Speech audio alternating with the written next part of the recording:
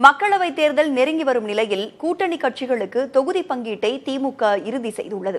அந்த தொகுதிகள் தவிர்த்து திமுக போட்டியிடும் 21 தொகுதிகள் எவை என்பது குறித்து தற்போது விரிவாக நாம் பார்க்கலாம். தமிழகத்தில் தேர்தல் களம் அனல் பறக்கிறது.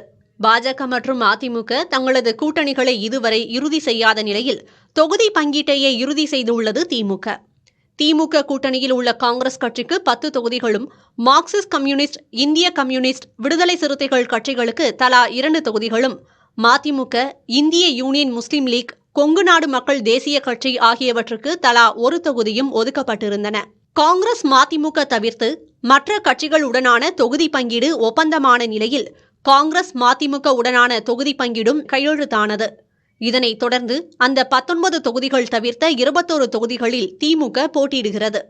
வடசென்னை, தென்சென்னை, மத்திய சென்னை, ஸ்ரீபெரும்புதூர், நீலகிரி, தூத்துக்குடி, தர்மபுரி, சேலம், கோயம்புத்தூர், தென்காசி, தேனி, ஆரணி, அரக்கோணம், ஈரோடு, கள்ளக்குறிச்சி, பெரம்பலூர், காஞ்சிபுரம், பொள்ளாச்சி, தஞ்சாவூர், திருவண்ணாமலை, வேலூர் ஆகிய தொகுதிகளில் திமுக தங்கள் வேட்பாளர்களை களமிறக்க உள்ளது.